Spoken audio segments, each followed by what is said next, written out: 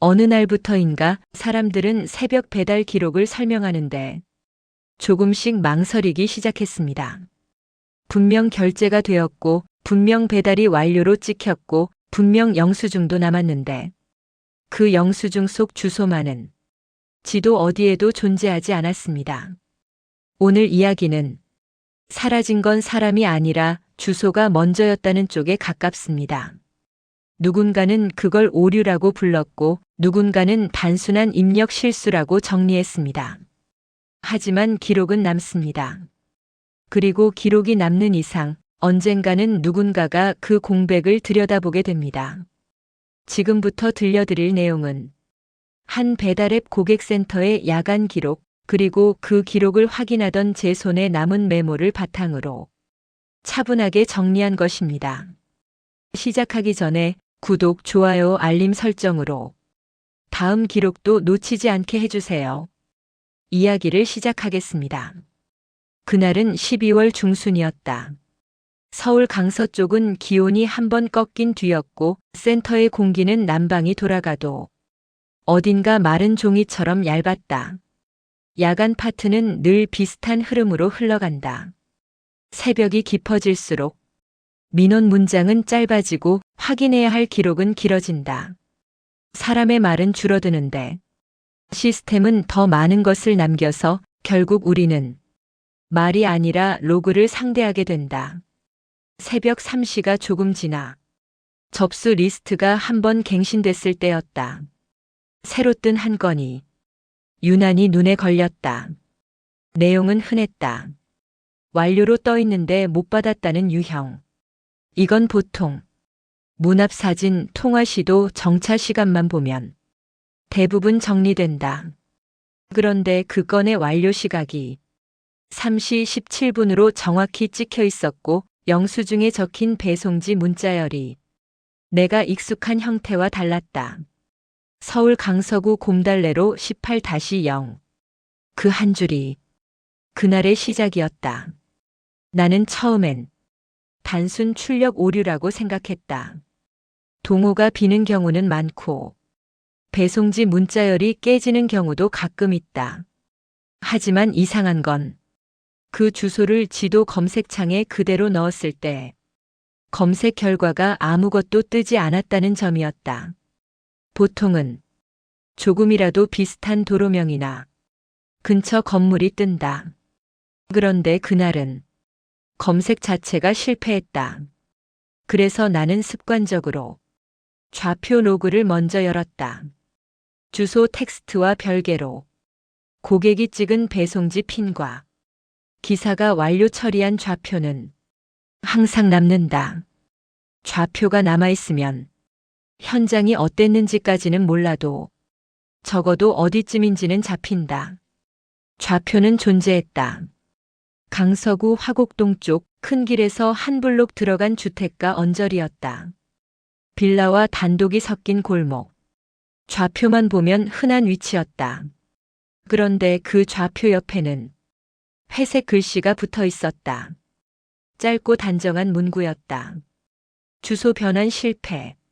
좌표는 찍혔는데 그 좌표를 사람이 읽을 수 있는 주소로 바꾸는 과정이 끊긴 것이다.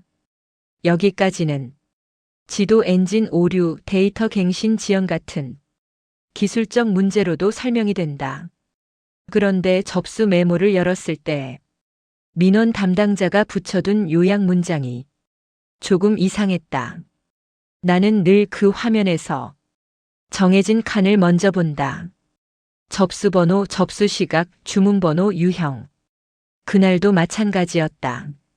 접수번호는 길었고 접수시각은 3시 24분으로 찍혀 있었다.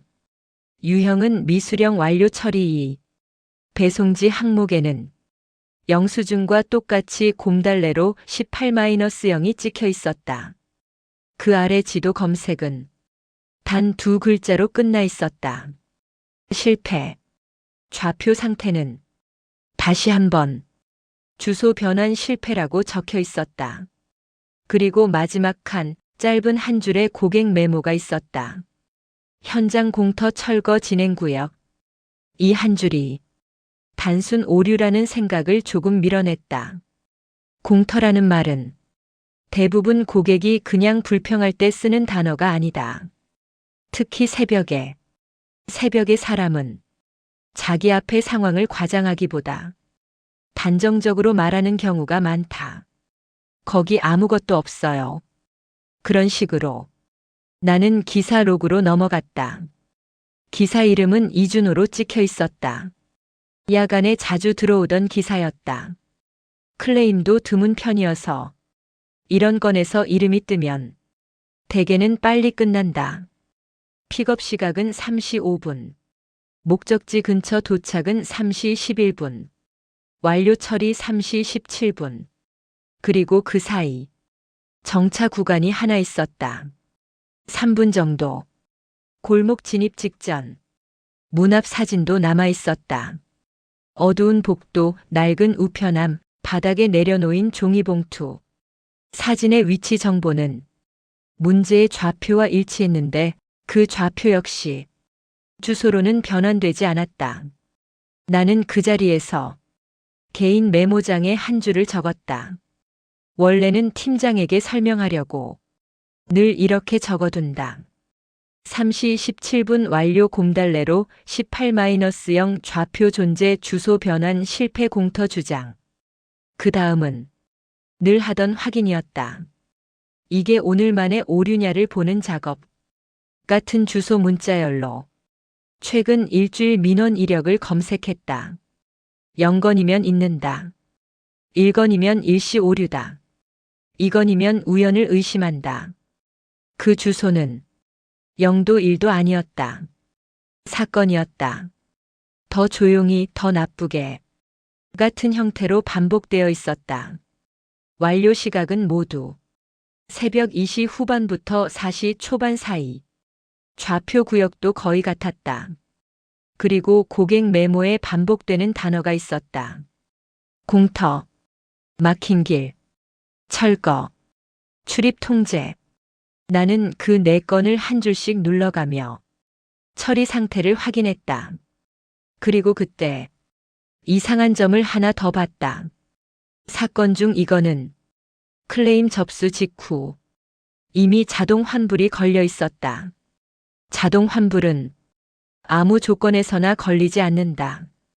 그러니까 시스템이 이 구역을 이미 문제 가능 구역으로 알고 있었던 것이다.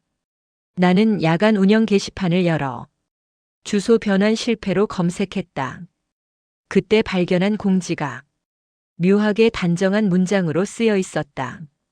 마치 앞으로도 반복될 것이다라고 이미 알고 있는 듯한 문장. 공지에 첨부된 안내 문서에는 이런 식의 항목이 있었다.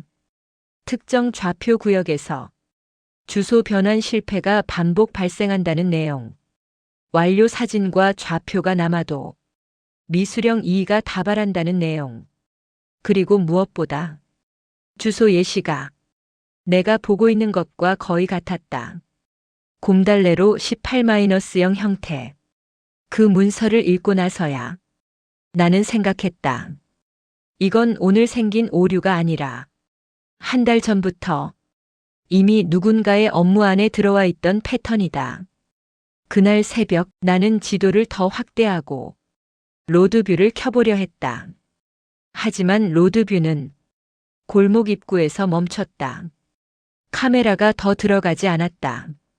진입로 앞에서 화면이 끊겼고 그 이후는 공백처럼 남았다. 바로 그때 야간 운영 파트 내부 전달 메모가 시스템 쪽지로 하나 내려왔다. 대개 이런 메모는 확정 사실이라기보다 분쟁이 커지기 전 참고만 하라는 성격이다. 그 메모는 짧고 조심스러운 문장으로 시작했다. 해당 좌표 근처가 기사들 사이에서 빈 구역으로 통한다는 말이 있다는 것.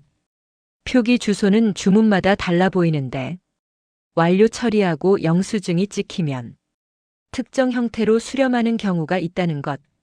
그리고 마지막 문장이 아주 낮은 톤으로 남아 있었다. 새벽에만 불이 들어오는 컨테이너가 있다는 말도 있으나 확정 정보는 아니니 기록만 남긴다. 그 문장을 읽고 나는 화면을 잠깐 멈췄다. 확정 정보가 아니니 기록만 남긴다. 그 말은 곧 확정할 방법이 없다는 뜻이었다. 하지만 기록이 남는다는 건 언젠가 누군가가 그 빈칸을 다시 만지게 된다는 뜻이기도 했다. 그날 이후로 나는 민원을 처리할 때 음식보다 먼저 주소를 의심하기 시작했다. 그리고 며칠 뒤 내가 붙잡았던 건 곰달래로 18-0이라는 문자열이 아니라 그 문자열이 왜 계속 같은 형태로 찍히는지였다. 주소가 없는 게 아니라 주소가 남지 않게 되어 있는 것처럼 보였기 때문이다. 그날 이후로 내 야간 근무의 기준은 하나 더 늘었다. 완료 사진이 선명한지, 통화가 몇 번 시도됐는지 그런 것들보다 먼저 배송지 문자열이 정상 주소처럼 보이는지를 먼저 확인하게 됐다. 곰달래로 18-0. 그 한 줄은 너무 짧은데도 계속 마음에 남았다. 나는 같은 좌표 구역의 네 건을 한 화면에 나란히 띄워놓고 항목을 하나씩 비교했다. 누구는 주문을 야식으로 했고, 누구는 간단한 편의점 상품이었고, 누구는 해장국이었다. 상품은 달랐는데 배송지 항목의 마지막 줄이 이상할 정도로 비슷했다. 동호수 값은 항상 비어 있거나 영동영호처럼 의미 없는 값으로 남아 있었다. 배송지 저장명 역시 대부분 공란이었다. 사람이 직접 입력하면 대개는 무언가 남는다. 집, 회사, 엄마 집 같은 자기만 알아볼 수 있는 표식이든 초인종 고장 같은 메모든. 그런데 이 네 건은 그 흔한 메모가 없었다. 대신 시스템 필드 안쪽에만 남는 값이 하나 있었다.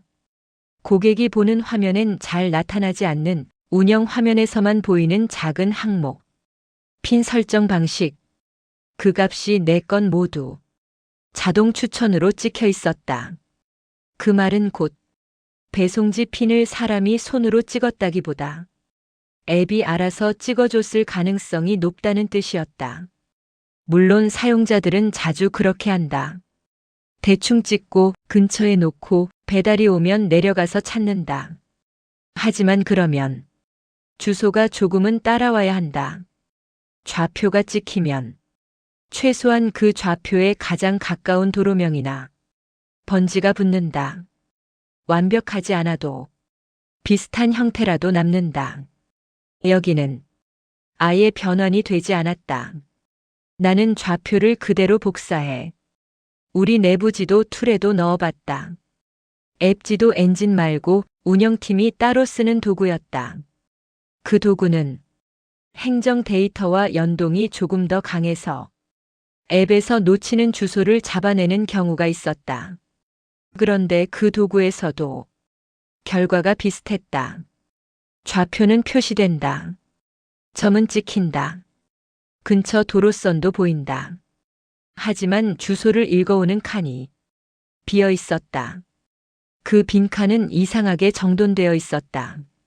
오류가 나면 보통 느린 로딩, 깨진 글자 혹은 시스템 메시지가 튀어나온다. 그런데 이건 처음부터 주소란이 존재하지 않았던 것처럼 매끈하게 비어 있었다. 그날 새벽 3시 58분 나는 야간 운영 노트에 추가로 한 줄을 적었다. 좌표는 정상 도로선 존재 주소만 공란 변환 실패가 아니라 공란. 그리고 잠깐 뒤 민원 기록을 처리하려고 완료 처리 판단 근거 항목을 채우다가 또 하나의 공통점을 발견했다. 통화 시도 기록이 유독 정형화돼 있었다. 보통 기사는 전화를 걸다가 끊거나 한 번 더 걸거나 문자라도 남긴다. 그 흔적이 들쭉날쭉하게 남는다. 그런데 이 네 건의 통화 기록은 시도 횟수와 간격이 이상할 정도로 비슷했다. 그리고 마지막 결과가 거의 같은 문장으로 끝났다. 수신 불가. 발신 차단, 혹은 연결 실패. 이건 기사 성향만으로 설명하기 어렵다. 사람이 비슷해도 상대가 다르면 결과는 달라진다. 그런데 상대가 다르지 않은 것처럼 항상 같은 결론으로 떨어지고 있었다. 나는 주문자 정보를 눌러 고객 계정을 확인했다. 이 부분은 민감해서 우리는 필요한 만큼만 본다. 그런데도 내 눈에 걸린 게 있었다. 계정 이름은 매번 달랐다. 박지연, 최민석, 정하늘. 전부 흔한 이름들이었다. 하지만 계정 생성 시점이 이상하게 몰려 있었다. 네 계정 모두 최근 한 달 사이. 그리고 프로필 완성도가 너무 비슷했다. 사진 없음, 기본 닉네임을 손본 흔적 없음, 배송지 저장명 공란. 나는 스스로를 말렸다. 이런 건 패턴을 만들고 싶어서 만드는 패턴일 수 있다. 야간 근무는 작은 우연을 큰 징후로 보이게 만든다. 그래서 나는 다시 기록 쪽으로 돌아갔다. 내가 믿는 건 사람의 말보다 시스템이 남긴 순서다. 그 순서를 보다 보니 이준호 기사 로그에서도 이상한 점이 하나 더 보였다. 이준호는 목적지 근처 도착이 3시 11분으로 찍힌 뒤 완료 처리인 3시 17분까지 정확히 6분을 그 구역에 머물렀다.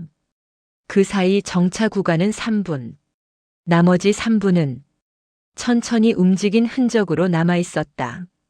골목을 들어갔다가 다시 조금 빠졌다가 그리고 다시 들어간 것처럼 그 움직임은 길을 헤매는 것과는 달랐다. 헤매면 동선이 크고 왕복폭이 커진다. 그런데 이건 같은 선을 따라 몇 미터 단위로만 흔들렸다. 마치 더 들어갈 수 없는 선 앞에서 끝을 확인하고 되돌아 나오는 형태였다. 그리고 사진. 그 문 앞 사진 속 낡은 우편함 옆 벽면에 반쯤 잘린 표식이 하나 보였다. 경고 표지 같은 것. 흰 바탕에 검은 테두리. 대각선으로 찍힌 흔적. 글자는 사진 화질과 야간 노이즈 때문에 읽기 어려웠다.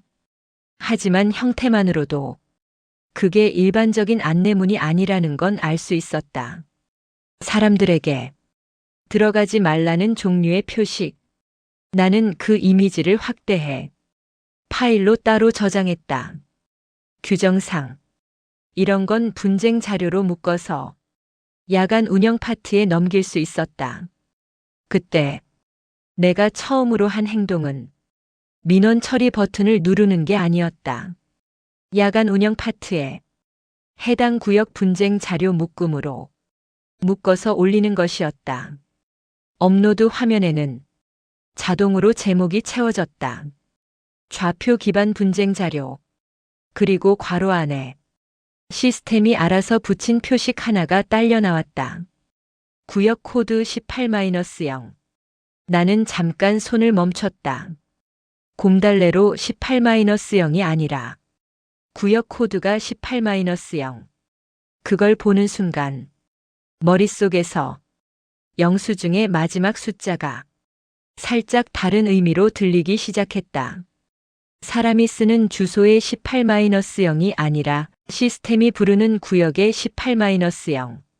그렇다면 영수증에 찍힌 주소는 사람이 입력한 결과가 아니라 시스템이 그 구역을 부르기 위해 임시로 만들어낸 형태였을지도 모른다. 그날 새벽 4시 9분 나는 운영 화면에 작은 도움말을 열었다. 구역 코드라는 항목 옆엔 짧은 설명이 붙어 있었다. 지도 데이터 공백 구간은 임시 코드로 관리됨. 특정 코드 구간은 주소 변환 및 로드뷰 연동 제한 가능.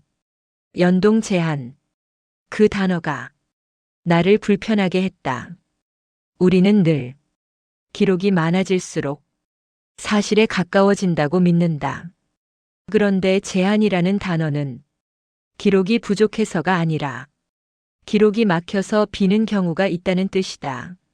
나는 다시 내 건을 보며 생각을 조금 바꿨다. 주소가 없는 게 아니라 주소가 남지 않게 되어 있다. 그렇게 생각하면 몇 가지가 설명된다. 왜 좌표는 있는데 주소는 비어 있는지, 왜 로드뷰가 골목 입구에서 끊기는지, 왜 자동 환불이 먼저 걸리는지, 그리고 왜 새벽 시간대에만 완료 처리와 클레임이 반복되는지. 다만 그때의 나는 그 제한이 기술적인 이유인지 행정적인 이유인지 혹은 안전 문제 때문인지 확정할 수 없었다. 확정할 수 없는 것들은 야간에 특히 오래 남는다. 확정하지 못한 채 기록만 쌓아두면 그 기록이 언젠가 사람을 움직이게 만들기 때문이다. 그날 이후 내가 처리하는 민원은 점점 한 건이 아니라 한 구역이 되기 시작했다. 그리고 며칠 뒤 같은 구역에서 들어온 주문 하나가 내가 이제껏 쌓아둔 기록의 의미를 조용히 바꾸기 시작했다. 완료 시각이 또다시 3시 17분으로 찍힌 주문이었다.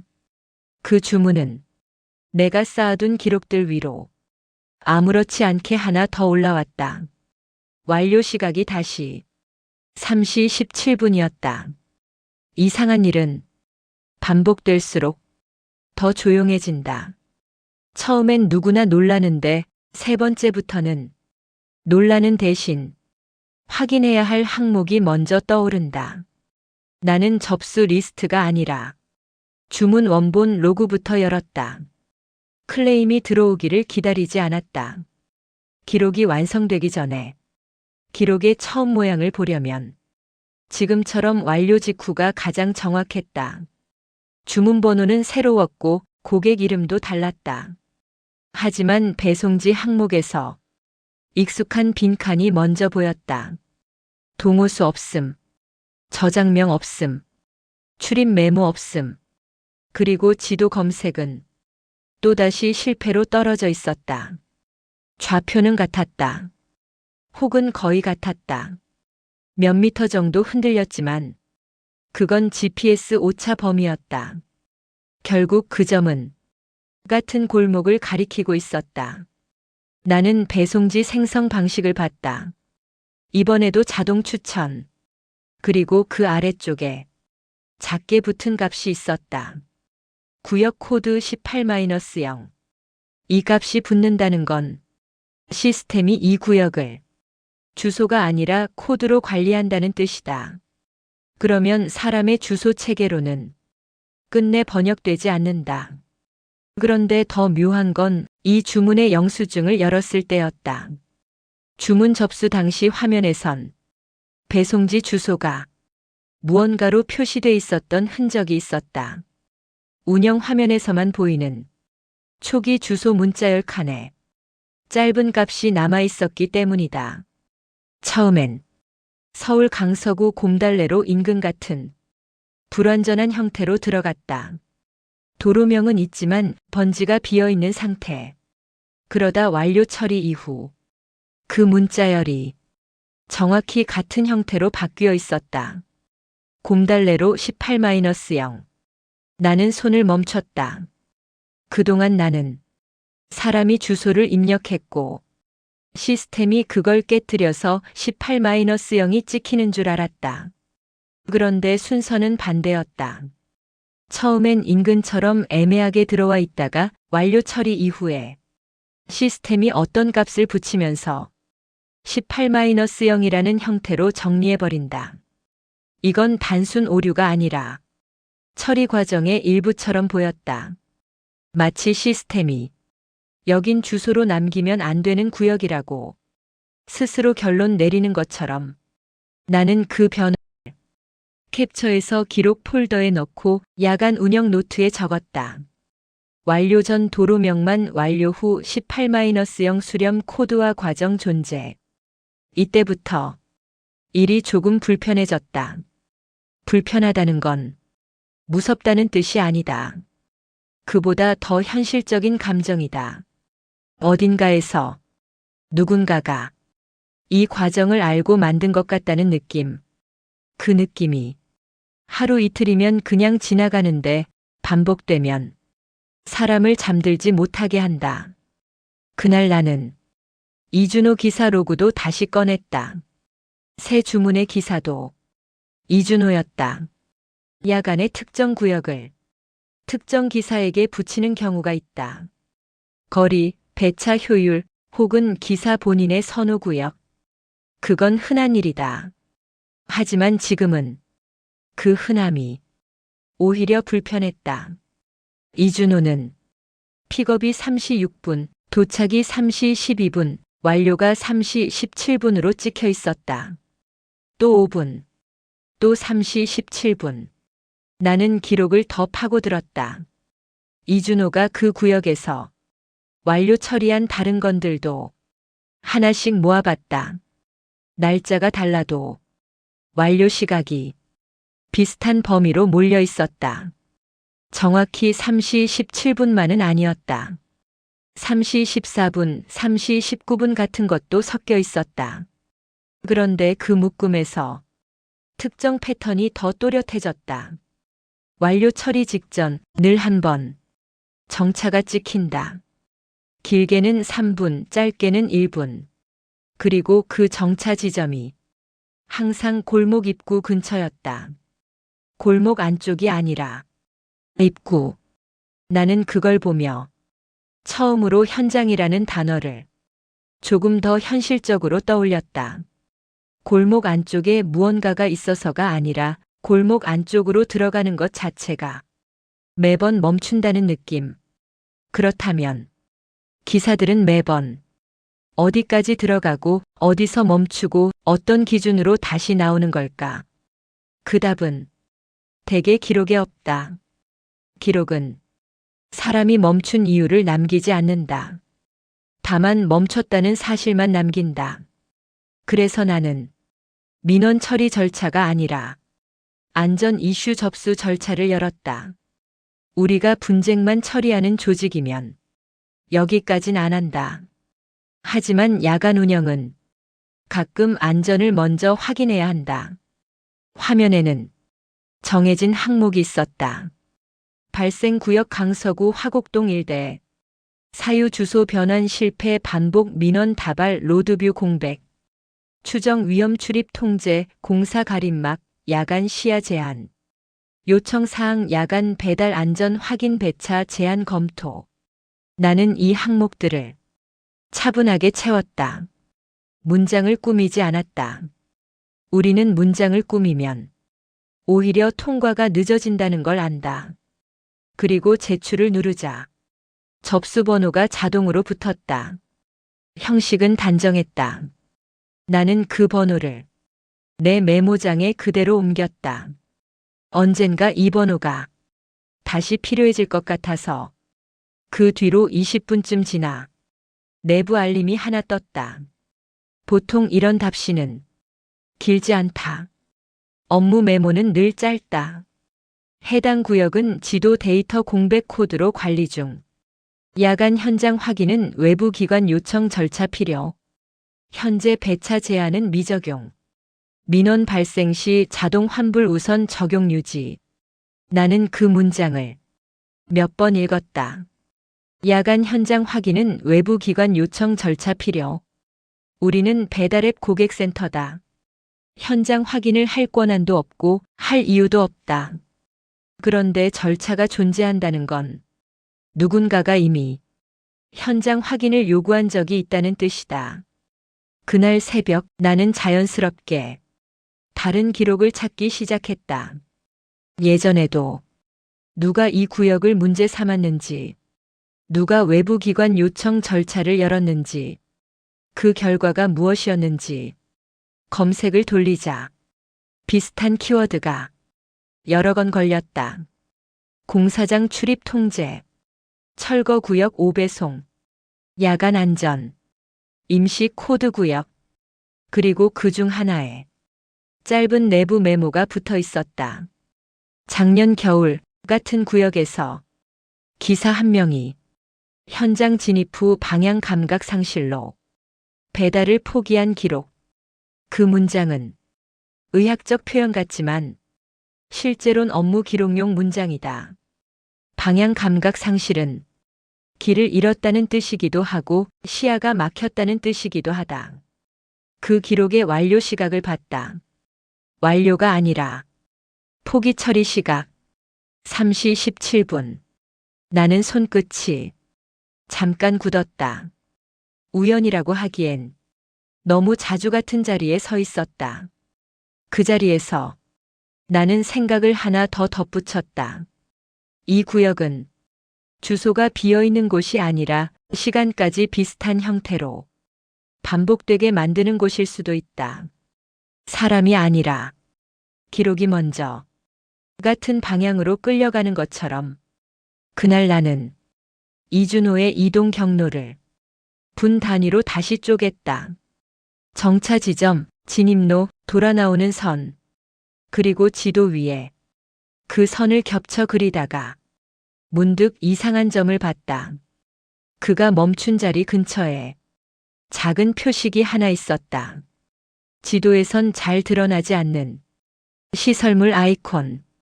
보통은 변전함, 공중전화 혹은 공사 관련 임시시설 같은 것. 그 표식의 이름은 표시되지 않았다. 이상하게도 그것도 공란이었다. 나는 그 공란을 한참 바라봤다. 주소도 공란이고 시설물 이름도 공란이고 로드뷰도 공백이고 환불은 자동으로 처리되고 현장 확인은 외부 기관 절차로 밀리고 모든 것이 알 수 없음 쪽으로 정돈되어 있었다. 그 정돈이 가장 불길했다. 그리고 그때 하나 더 내려온 기록이 있었다. 새 주문의 고객이 클레임을 접수한 것이다. 접수 시각은 4시 2분. 민원 유형은 또 똑같이 미수령 완료 처리 2. 그런데 이번엔 고객 메모가 이상하게 구체적이었다. 문 앞에 배달 봉투가 없다는 말이 아니라 배달이 됐다고 뜬 그 시각에 골목 안쪽에서 문이 닫히는 소리 같은 것이 들렸고 그 뒤로 휴대폰 지도에 표시된 길이 갑자기 사라졌다는 형태로 정리되어 있었다. 나는 그 문장을 그대로 내 메모장에 옮기지 않았다. 대신 핵심만 남겼다. 완료 시각 직후 길 안내 사라짐 주장 골목 안쪽 움직임 언급. 이제부터는 주소가 없다는 이야기만으로는 끝나지 않을 것 같았다. 그리고 다음 확인은 결국 한 곳으로 모인다. 이준호가 그 골목 입구에서 매번 멈추는 이유. 그 이유가 기록으로 남지 않는다면 남게 만드는 방법을 찾아야 한다. 기록이 막히면 사람은 두 가지 중 하나를 한다. 포기하거나 기록이 남는 다른 길을 찾는다. 나는 포기 쪽이 아니었다. 다만 내가 할 수 있는 건 현장에 가는 일이 아니라 현장을 대신하는 기록을 더 세밀하게 만드는 일이었다. 그래서 나는 이준호에게 직접 뭔가를 묻는 대신 기사 앱에 붙어 있는 특이사항 체크 항목을 먼저 봤다. 그 항목은 평소엔 거의 비어 있다. 사람은 바쁠 때 기록을 남기지 않는다. 그런데 그날 새벽권에는 특이사항이 하나 찍혀 있었다. 짧은 선택지였다. 진입 불가. 그 아래에는 자유 입력 칸이 비어 있었는데 그 칸에 남은 흔적이 오히려 더 신경 쓰였다. 한 글자도 적지 않았다는 사실이 아니라 적으려다 멈춘 듯 커서 이동 기록이 남아 있었기 때문이다. 몇 초간 입력 모드가 켜졌다가 꺼진 흔적. 이건 내가 처음 보는 종류의 흔적은 아니었다. 사람이 문장을 쓰려다 적당한 단어를 못 찾아서 지워버릴 때 생긴다. 그러니까 이준호는 진입 불가라는 체크만으로는 설명이 부족하다고 느꼈고 그 부족함을 문장으로 채우려다 끝내 포기한 셈이다. 나는 그 흔적을 그대로 캡처해서 안전 이슈 접수권에 추가했다. 불필요한 해석은 붙이지 않았다. 야간엔 특히 해석을 붙이면 문제가 이야기로 분류되기 쉽다. 우리가 필요한 건 이야기가 아니라 처리다. 그 뒤로 10분쯤 안전 접수권의 처리 상태가 검토 중으로 바뀌었다. 그리고 화면 한쪽에 자동으로 생성된 내부 메모가 하나 붙었다. 짧고 건조한 문장들이었다. 해당 구역은 임시 코드 관리 구간, 야간 진입 불가 신고 누적, 기사 안전사고 예방 안내문 송출 필요, 민원은 자동 환불 우선 유지. 나는 그 문장을 읽으며 누적이라는 단어에 잠깐 멈췄다. 누적이라는 건 한 번이 아니라는 뜻이다. 그리고 이건 기록이 부족해서 생긴 문제가 아니라 기록이 쌓여서도 해결되지 않은 문제라는 뜻이다. 그날 새벽 4시 18분 나는 같은 코드 구역에 진입 불가 체크가 얼마나 자주 찍혔는지 기간을 넓혀 검색했다. 한 달, 두 달, 세 달. 결과는 단순했다. 빈도가 낮지 않았다. 특히 겨울철, 특히 새벽 시간대에 몰려 있었다. 그 이유는 설명되지 않았다. 기록엔 이유가 없다. 다만 결과만 반복된다. 나는 그 반복이 골목 안쪽이 아니라 골목 입구에서 멈춘다는 사실과 맞물린다고 생각했다. 그래서 지도 위에 이준호의 정차 지점을 여러 날짜로 겹쳐 찍었다. 점들이 한 덩어리로 모였다. 골목 입구에서 몇 미터씩만 흔들리는 작은 타원 형태. 그 타원의 중심 근처에 내가 앞서 봤던 이름 없는 시설물 아이콘이 있었다. 금속 박스, 임시 설비, 전기암 같은 것. 이 시설물은 지도에서 이름이 비어 있었다. 보통은 전기, 임시전원, 통신암 같은 짧은 표기가 붙는다. 하지만 여긴 공란이었다. 나는 그 공란을 그대로 두지 않기로 했다. 이름이 없으면 이름을 붙여야 추적이 된다. 하지만 내가 마음대로 이름을 붙이면 그 순간부터 기록은 개인의 추측이 된다. 그래서 나는 기록 안에서 이미 존재하는 이름을 찾았다.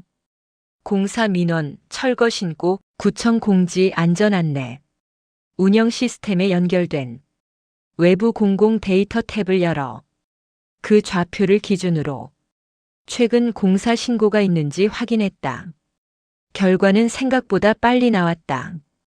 좌표 반경 200m, 철거 신고 1건, 가림막 설치 1건, 야간 작업 0건. 야간 작업 0건이라는 건 그 안쪽에서 새벽에 불이 새어나온다는 내부 제보 메모와 정면으로 맞지 않았다. 나는 그 불일치를 그냥 지나치지 못했다.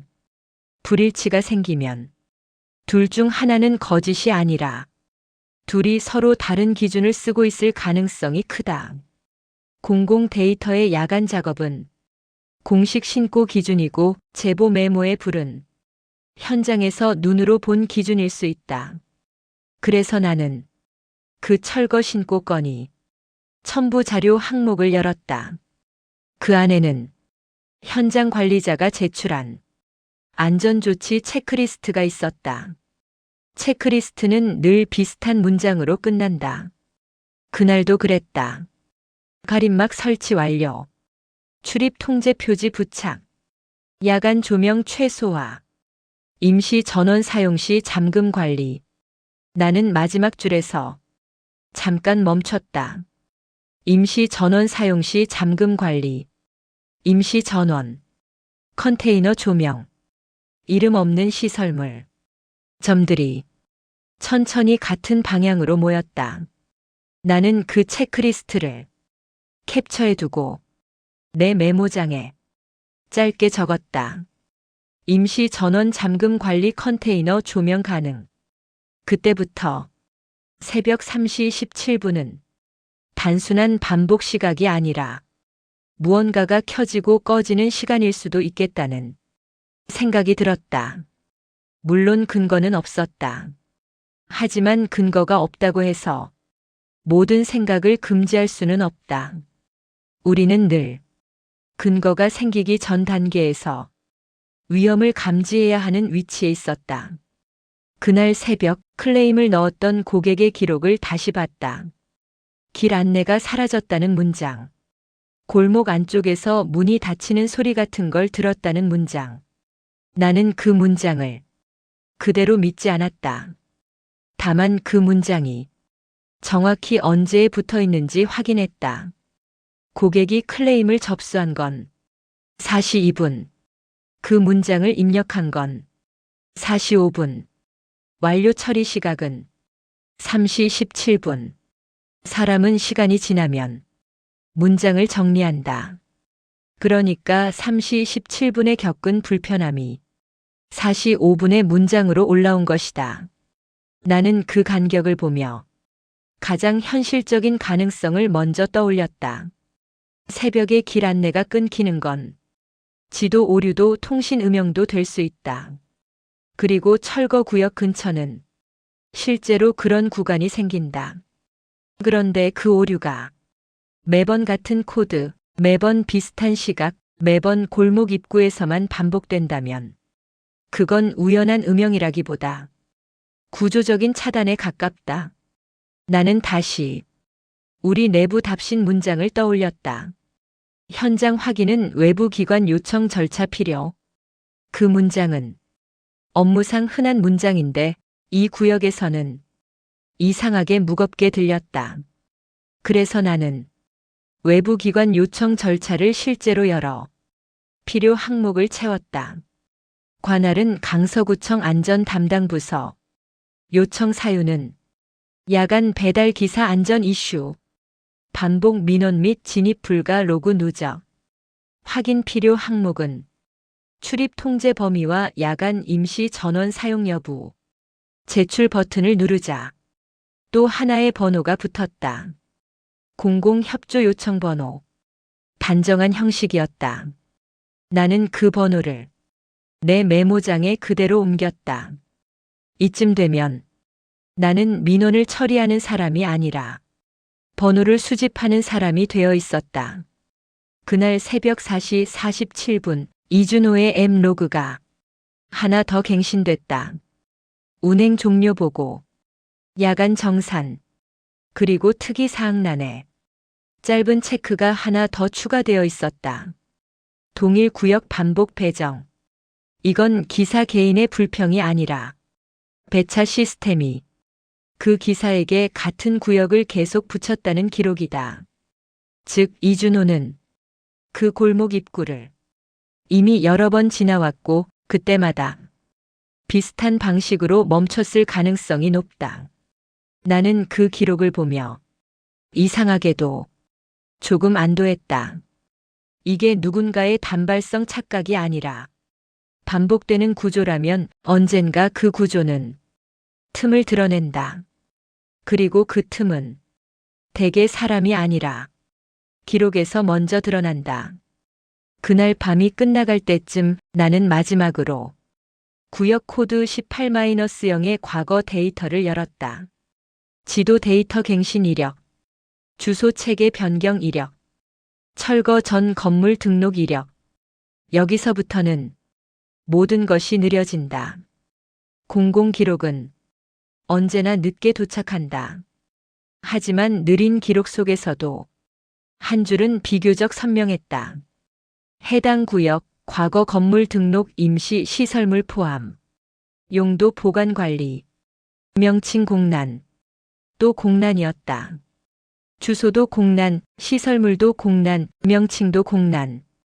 그날 나는 처음으로 아주 단순한 결론을 내렸다. 이 구역은 없어서 비어있는 게 아니라 처음부터 비워진 채로 관리되는 구역이다. 그 비움이 우리가 보는 영수증의 18-0으로 매번 같은 형태로 찍힌다. 그때까지는 여기까지가 전부였다. 내가 가진 건 반복되는 시간과 반복되는 공난과 반복되는 정차뿐이었다. 하지만 다음 단계는 기록이 아니라 사람이 움직일 수밖에 없는 지점이었다. 왜냐하면 며칠 뒤 들어온 한 건의 주문에서 처음으로 완료 사진이 아니라 완료 사진이 찍히지 않은 이유가 로그에 남기 시작했기 때문이다.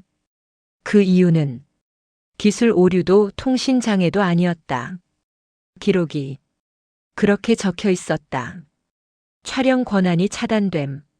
그 문장을 본 순간 나는 뒤늦게야 이 일의 방향을 조금 다르게 이해하기 시작했다. 촬영 권한이 차단됨. 그 문장은 기술 오류처럼 보이면서도 기술 오류와는 다른 결을 갖고 있었다. 통신이 끊기면 업로드 실패가 뜬다. 앱이 멈추면 비정상 종료가 뜬다. 카메라가 고장나면 촬영 실패가 뜬다. 그런데 권한이 차단됐다는 말은 고장도 아니고 끊김도 아니고 누군가의 실수도 아닌 것처럼 들렸다. 처음부터 허용되지 않는다는 뜻이기 때문이다. 나는 그 주문의 처리 화면을 완료 사진 항목부터 열었다. 사진은 없었다. 대신 증빙 미첨부로 표시되어 있었고 그 아래에 시스템 메모가 짧게 붙어 있었다. 완료 처리 시각은 3시 17분. 구역 코드는 18-0. 완료 방법은 수동 완료로 떨어져 있었다. 수동 완료는 사진이 없거나 사진이 올라가지 않거나 혹은 현장에서 앱이 특정 단계를 넘어가지 못했을 때 기사에게 열리는 마지막 선택지다. 평소엔 거의 쓰이지 않는다. 쓰였다는 건 그 사이에 무언가가 막혔다는 뜻이다. 나는 기사 로그를 열었다. 기사는 여전히 이준호였다. 픽업은 3시 7분, 도착은 3시 12분, 완료가 3시 17분. 익숙한 5분이었다. 그리고 특이사항 체크는 이번엔 더 구체적으로 찍혀 있었다. 진입 불가. 사진 첨부 불가.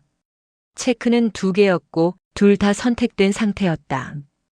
평소라면 여기서 사람들은 기사가 대충 처리했다고 결론 내린다. 하지만 나는 이미 그 결론이 너무 빨리 나온다는 걸 알고 있었다. 이 구역은 기사가 대충 처리하기엔 너무 많은 장치가 겹쳐 있었다. 나는 권한 차단 문장을 그대로 믿지 않았다. 대신 그 문장이 어디에서 생성됐는지를 확인했다. 운영 화면에는 문구의 출처가 남는다. 기사 단말에서 올라온 문장인지 앱에서 만든 문장인지 서버가 돌려준 문장인지 출처는 단말이 아니었다. 앱 정책으로 찍혀 있었다. 그 순간 내가 갖고 있던 퍼즐의 한 조각이 조금 더 단단해졌다. 기사의 휴대폰이 우연히 카메라 권한을 잃은 게 아니다. 이 앱이 이 좌표에서 카메라를 쓰지 못하게 만든 것이다. 그게 가능하려면 하나뿐이었다. 해당 좌표가 처음부터 촬영 제한 구역으로 등록되어 있어야 한다. 나는 내부 설정 메뉴를 열어 촬영 제한 정책 리스트를 조회했다. 평소엔 볼 일이 없는 페이지였다. 아동보호시설, 민감시설, 일부 국가시설 주변처럼 분쟁을 줄이기 위해 촬영을 막아야 하는 구역을 좌표로 등록해두는 기능이 존재했다. 리스트는 길지 않았다. 그리고 그 중 하나가 이상하게 익숙한 형태로 적혀 있었다. 구역 코드 18-0. 정책 촬영 제한 주소 마스킹 로드뷰 비활성. 적용 야간 시간대 우선. 야간 시간대 우선이라는 문구가 내 눈을 오래 붙잡았다. 촬영이 제한되는 이유가 단순히 장소 때문만이 아니라 시간과도 엮여 있다는 뜻이다. 나는 적용 시간을 눌러봤다. 세부 항목이 펼쳐졌고 그 안엔 짧은 범위가 지정되어 있었다. 2시 30분, 4시 30분. 그 시간대는 우리가 반복적으로 보던 완료 시각과 민원 시각이 가장 많이 몰린 구간이었다. 여기서부터는 더 이상 지도 오류나 데이터 공백 같은 말로 정리할 수 없었다. 공백은 그냥 비어있는 상태다. 하지만 지금의 공백은 정확한 시간대에 정확한 기능을 막도록 설계돼 있었다. 나는 그 정책이 언제 만들어졌는지 확인했다. 정책 등록일은 작년 겨울로 찍혀 있었다. 그리고 수정 이력엔 올해 초 한 번 업데이트가 있었다. 업데이트 메모는 짧았다. 민원 다발 구간 촬영 제한 강화 코드화 정리. 나는 그 문장을 읽고 마치 누군가의 손이 이 구역을 정리하고 있는 느낌을 받았다. 문제를 해결하는 정리가 아니라 기록이 남지 않게 만드는 정리. 그 다음 단계는 왜 하필 18-0이 촬영 제한 리스트에 들어왔는지였다. 촬영 제한은 아무 구역에나 걸지 않는다. 특정 사건이 있어야 한다. 특정 문제가 있어야 한다. 그 문제는 대개 내부 보고서로 남는다. 나는 운영팀 문서함에서 구역 코드 18-0을 검색했다. 결과는 몇 개 되지 않았다. 그리고 그 중 하나가 유난히 오래된 제목을 달고 있었다. 야간 완료 사진 관련 이슈 정리 강서. 파일을 열자 문장들이 건조하게 나열되어 있었다. 하지만 건조한 문장들 사이에 그때의 분위기가 그대로 묻어 있었다. 완료 사진에 가림막 안쪽이 찍힌 사례. 완료 사진에 시설 출입 표식이 노출된 사례. 완료 사진을 둘러싼 민원보다 외부 문의가 먼저 들어온 사례. 외부 문의라는 단어는 고객의 항의가 아니다. 기관 또는 관리 주체의 문의다. 보통은 우리가 먼저 대응해야 하는 종류의 문의다. 문서의 마지막엔 결정 문장이 붙어 있었다. 촬영 제한 적용. 주소 마스킹 적용.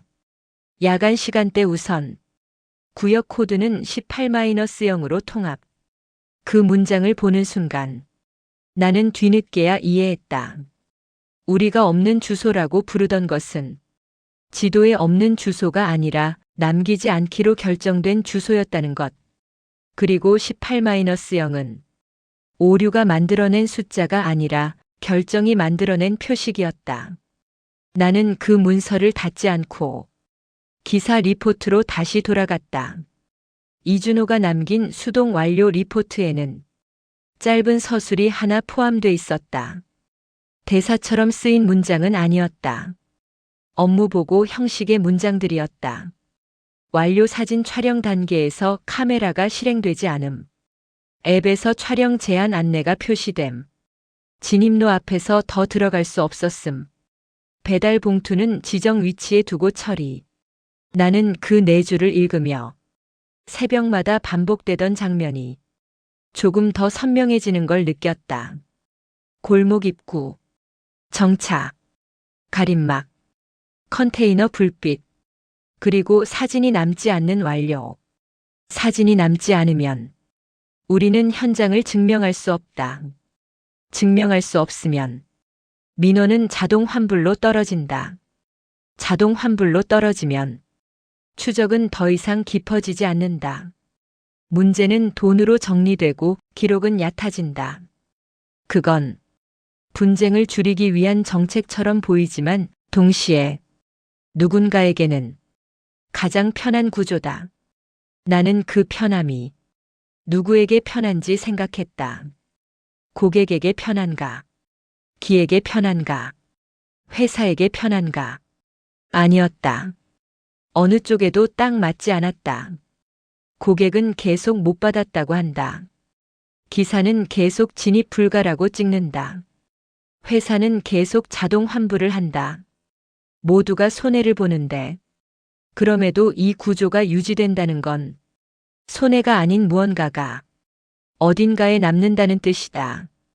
그날 새벽 나는 촬영 제한 정책의 상세 항목을 끝까지 내려봤다. 그리고 가장 아래에서 작은 예외 문구를 하나 발견했다. 해당 구역은 주문 차단 대상이 아님. 촬영은 막는다. 주소는 마스킹한다. 로드뷰는 비활성한다. 그런데 주문은 막지 않는다. 그 문장이 가장 이상했다. 정말 위험하거나 민감한 구역이면 주문 자체를 막았어야 한다. 그게 가장 간단하고 확실하다.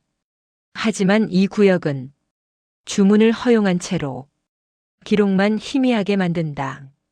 나는 그 모순을 바라보며 확신에 가까운 감정을 하나 얻었다. 이 구역은 배달이 필요해서 열려 있는 게 아니라 배달이 들어와야만 유지되는 구역일 수도 있다. 그때까지는 내가 가진 게 정책 문서와 로그뿐이었다.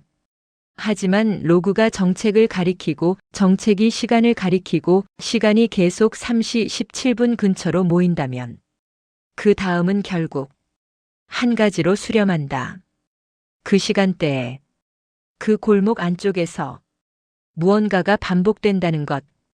그 반복은 사람의 눈에 띄지 않아야 하고 그래서 기록이 남지 않게 해야 하고 그러면서도 완전히 닫아버리면 안 되는 성질을 갖고 있다. 나는 그날 야간 근무를 마치기 직전 외부 기관 협조 요청 번호를 다시 열어 처리 상태를 확인했다. 상태는 접수 완료에서 멈춰 있었다. 공공 기록은 늘 늦게 움직인다. 대신 내 쪽에서 할 수 있는 확인이 하나 더 있었다. 촬영 제한이 걸리는 순간에 서버 응답 코드, 앱이 왜 카메라를 막는지, 그 이유가 문구가 아니라 값으로 남아있을 가능성. 나는 로그 상세를 열었다. 그리고 거기서 짧은 코드 하나를 봤다. 문장으로는 길었지만 의미는 단순했다. 이건 오류가 아니라 정책이었다. 그 순간 나는 더 이상 이 사건을 없는 주소라고 부를 수 없었다. 주소는 없어진 게 아니었다. 주소가 지워진 흔적만 남아 있었다. 그리고 이제 남은 건 왜 하필 새벽인지, 왜 하필 3시 17분 근처인지, 그리고 왜 주문은 막지 않는지였다. 그 답은 내가 쥔 로그 밖에 있을 가능성이 컸다. 며칠 뒤 외부 기관 쪽에서 한 장의 확인서가 도착했다. 그 종이 한 장이 내가 미처 연결하지 못했던 사실을 늦게야 한 줄로 묶어주기 시작했다. 외부 기관 쪽에서 회신이 온 건 내가 요청을 넣은 지 사흘째 되는 날이었다. 야간 근무를 마치고 다음 날 오후에 출근했을 때 업무 시스템 알림창에 문서 하나가 첨부되어 있었다. 파일명은 단정했다. 현장 확인 결과 통보. 종이 한 장으로 끝날 거라고 생각했다. 대부분은 그렇다. 특이사항 없음, 안전조치 완료, 확인 불가 같은 문장으로 정리된다. 그런데 그 문서는 유난히 빈칸이 많았다. 비어있는 줄이 많다는 뜻이 아니라 기입되어야 할 항목이 의도적으로 지워진 흔적이 많았다. 주소라는 공란, 시설 명칭란도 공란, 관리 주체란 역시 중간이 비어 있었다. 그 대신 확인된 사실만 형식적으로 나열되어 있었다. 해당 위치는 재개발 철거 구역에 포함되며 일부 구간은 출입 통제 상태, 가림막 및 안전 펜스 설치 확인, 임시 전원 설비 설치 확인, 야간 시간대 조명 점등 확인, 현장 사진 촬영은 출입 통제 구간 내로 분류되어 별도 절차 필요. 마지막 문장이 짧게 붙어 있었다. 민원 발생 가능. 배달 택배 등 외부 출입은 가능하면 제한 권고. 그 문장을 보는 순간 내가 미처 연결하지 못했던 하나가 늦게야 붙었다. 그 구역은 없는 주소가 아니라 주소를 비워둔 채로 운영되는 곳이었다. 비워둔 채로. 그러면서도 불이 켜지고 전원이 돌아가고 누군가가 출입 통제를 유지하는 곳. 그게 사실이라면 18-0이라는 숫자는 오류가 아니다. 그 구역을 부르는 가장 안전한 방식이다. 사람이 읽는 주소가 아니라 사람이 접근하지 못하게 만드는 표식. 나는 문서의 하단을 더 내려 첨부 항목을 확인했다. 그곳엔 현장 안전조치 체크리스트가 별지로 붙어 있었다. 가림막 설치, 출입 통제 표지, 임시 전원 잠금 관리, 그리고 관리일지 안에 짧게 찍힌 도장이 하나 있었다. 도장만 있고 명칭은 지워져 있었다. 명칭을 지우는 건 이 구역의 방식과 닮아 있었다. 이름을 남기지 않고 기능만 남긴다. 그날 이후로 내가 다시 봤던 건 촬영 권한이 차단됨이라는 문장이 아니라 그 문장이 만들어낸 구조였다. 촬영이 막히면 완료 사진이 남지 않는다. 사진이 남지 않으면 분쟁은 자동으로 환불로 떨어진다. 자동 환불로 떨어지면 누구도 깊게 추적하지 않는다. 그리고 그 구조의 중심에 한 문장이 있었다. 주문은 차단 대상이 아님.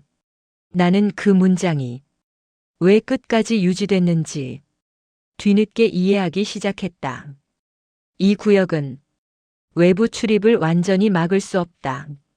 임시 설비가 돌아가고 가림막이 유지되고 야간 조명이 켜지는 동안 누군가는 밖에서 물건을 들여와야 한다. 그 가장 흔한 방식은 공식 납품이다. 회사 이름이 찍히고 송장이 남고 수령자가 남는다. 하지만 공식 납품이 아니라 배달이라면 기록의 성격이 달라진다. 배달 기록은 사람이 아니라 주문번호로 남고 주소는 코드로 바뀌고 사진은 정책으로 막히고 분쟁은 환불로 정리된다. 그리고 그 사이에 누군가는 물건은 받되 흔적은 남기지 않는 구조를 얻는다.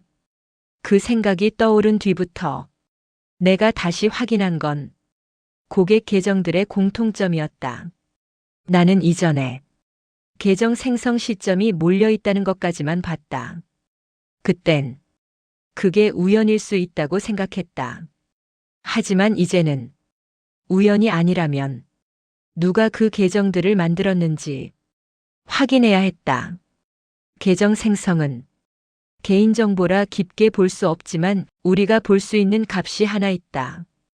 계정 활동의 패턴이다. 주문이 언제 생성되는지, 주문이 어느 구역에 집중되는지, 결제가 어떤 방식으로 반복되는지 그 값들을 모아보니 한 가지가 눈에 남았다. 주문이 몰리는 날이 특정 요일로 고정되어 있었다. 그리고 그 주문의 품목이 유난히 비슷했다. 물, 건전지, 라면, 간단한 공구류, 핸드워머 같은 소모품. 대량 납품이라기엔 애매한 양. 개인 야식이라기엔 어딘가 목적이 느껴지는 조합. 그날 나는 한 건의 주문을 골라 결제 경로를 확인했다. 카드 정보는 가려져 있었지만 결제 승인 경로의 형태는 남는다. 그 형태가 내 계정 모두 같은 패턴을 갖고 있었다. 간단히 말하면 누군가가 한 손으로 여러 계정을 돌린 흔적이었다. 가장 편한 방식으로, 가장 흔한 방식으로. 그 순간 고객들의 문장이 조금 다르게 들리기 시작했다. 공터라서 못 찾았다는 말, 막힌 길이었다는 말, 문이 닫히는 소리를 들었다는 말. 그건 배달이 실패했다가 아니라 배달이 성공했는데 그 성공이 내 것이 아니었다는 쪽에 가까웠다. 누군가는 그 골목 안쪽에서 배달 물건을 수령했고 그래서 완료가 찍혔다. 다만 그 수령은 고객이 기대하는 방식이 아니었을 뿐이다. 그렇다면 고객들은 왜 거기에 주문을 걸었을까? 여기서부터는 확정할 수 없는 영역이 생긴다. 누군가가 고객의 위치를 잘못 찍게 했을 수도 있고 자동 추천 핀을 그 구역으로 유도했을 수도 있고 아니면 정말로 그 구역과 무관한 계정들이 분쟁을 만들어내기 위해 일부러 섞였을 수도 있다. 확정은 없었다. 다만 늦게야 이어지는 사실이 있었다. 우리는 계속 없는 주소를 찾고 있었는데 정작 반복되는 건 주소가 아니라 주문과 환불의 흐름이었다. 이 구조는 주소가 없어도 굴러간다. 사진이 없어도 굴러간다. 사람이 드러나지 않아도 굴러간다. 그 구조가 굴러가는 시간대가 2시 30분부터 4시 30분. 그 한가운데 늘 비슷한 자리에서 완료 시각이 찍힌다. 3시 17분. 나는 그 숫자를 이제 더 이상 공포의 상징으로 보지 않았다. 그건 누군가의 감정이 아니라 누군가의 운영 시간에 가까웠다. 전원이 켜지는 시간, 잠금이 해제되는 시간 또는 반대로 잠금이 다시 걸리는 시간. 그래서 마지막으로 확인할 수 있는 걸 확인했다. 완료 시각 직전. 골목 입구에서 정차하는 위치. 그 근처 임시 전원 설비. 그리고 문서에 남아있던 문장. 임시 전원 잠금 관리. 그게 사실이라면 이준호가 늘 멈춘 건 골목 안쪽을 두려워해서가 아니라 그 선을 넘으면 문제가 생기기 때문이었을지도 모른다. 가림막 너머는 그에게 허용된 구역이 아니었고 촬영도 허용되지 않았고 주소도 허용되지 않았다. 그럼에도 주문은 허용됐다. 그건 이 구역이 완전히 닫힌 게 아니라 의도적으로 열려있는 척하고 있다는 뜻이다. 그날 이후 나는 야간 근무를 그만두었다. 이 일 때문만은 아니었다. 야간은 원래 사람을 오래 붙잡아 두지 않는다. 하지만 그 뒤에도 나는 가끔 새벽에 눈을 떴다. 정확히 같은 시각은 아니었다. 다만 어느 날은 휴대폰 화면이 습관처럼 켜져 있던 적이 있었다. 배달 앱이 업데이트 알림을 띄운 것도 아니고 결제가 된 것도 아니었다. 그저 배송지 추천 화면이 잠깐 떠 있었다. 나는 손가락을 대지 않았다. 그런데도 추천 핀의 위치가 지도 위에 점으로 찍혔다. 그 점은 내가 살던 동네가 아니었다. 서울도 아니었다. 그러면서도 그 점 아래에 익숙한 형태의 공란이 있었다. 주소가 비어있는 칸, 그리고 그 밑에 의미 없는 값처럼 보이는 짧은 코드 자리. 나는 그 화면을 바로 껐다. 다시 켜서 확인하지 않았다. 확인하면 기록이 되고 기록이 되면 그건 또 누군가의 흐름 안으로 들어갈 것 같았다. 지금도 나는 모른다. 강서의 그 골목 안쪽에 정확히 무엇이 있었는지, 왜 하필 그 시간대에 촬영과 주소가 함께 막히는지, 왜 주문만은 끝까지 막지 않았는지. 다만 기록이 알려준 건 하나였다. 비어있는 건 사라진 게 아니라 비워둔 것이다. 그리고 비워둔 곳은 언제나 다시 채워질 수 있다. 여기까지가 새벽 3시 17분에 반복되던 없는 주소의 기록이었습니다. 이 이야기를 정리하면서도 저는 몇 번이나 같은 지점에서 손이 멈췄습니다. 주소가 비어있던 칸, 촬영이 막히던 순간, 주문은 막지 않던 그 모순. 결국 남는 건 누가 무엇을 했는지보다 무엇이 남지 않게 되었는지였습니다.